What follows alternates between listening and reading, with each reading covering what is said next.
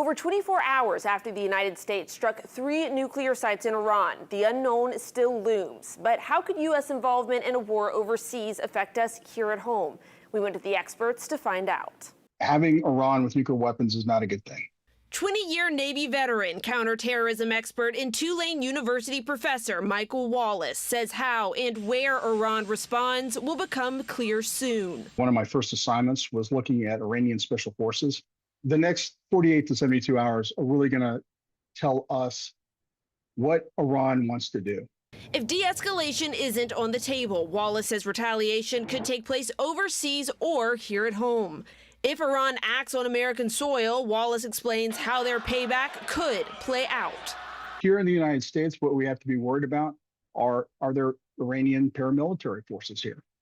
Are there sleeper cells that are ready to target bridges or target railroads or target bases? He says other possibilities are acts of terror planned not by Iran, but by individuals inspired by Hamas. But they're the lone wolves, and they're the unknown because we don't know them. They get radicalized online, and unless they start communicating or trying to communicate or trying to get weapons, they really stay below the radar of law enforcement. And the next thing you know, we have what we had on January 1st, an attack that was, inspired at least by Hamas. And Wallace says retaliation overseas could take on different forms too.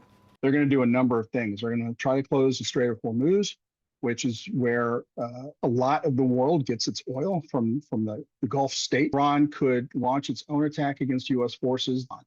You also have Yemen, who could also start targeting ships in the Red Sea. Many Louisiana lawmakers have spoken out in support of President Trump, while others have expressed their disapproval. But Wallace and all of our lawmakers have one thing in common. They say Iran having a nuclear weapon could be catastrophic. Amelia Strahan, WWL Louisiana.